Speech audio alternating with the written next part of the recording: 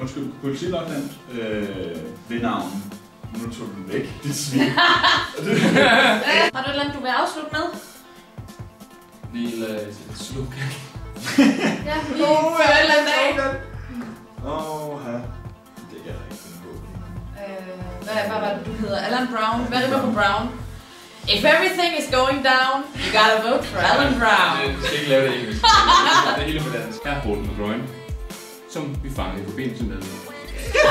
Har vi tidligere i dag fået et modsvar af den anden politiske lort. Jenny, få din fede røv ud af kameraet.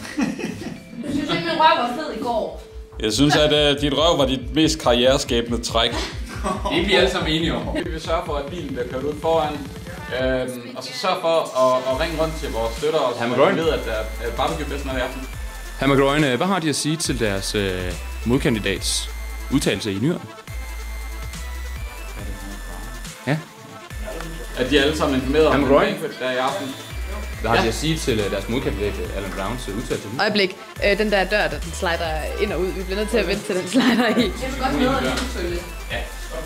Ja. Jenny skal lige med og på toilettet. Yeah. Yes. Right. Nå, men så har vi jo 45 minutter til en halv times pause. Ja, det er super. Apple nægter tilbagekendelse af produkterne, da de påpeger, at det er grundet ISO-standardiseringen, at blufærdighedskrænkende adfærd ikke er tilladt i staten Arkansas. For helvede, undskyld. Forfra. Natten til i går er der blevet... Der gik stykker for spil grundet ISO-standarden, som tillader en varierende størrelse. Natten. For helvede! Så er kvinde voldtaget af krokodille, så har hun sagsøgt den lokale tasseproducent.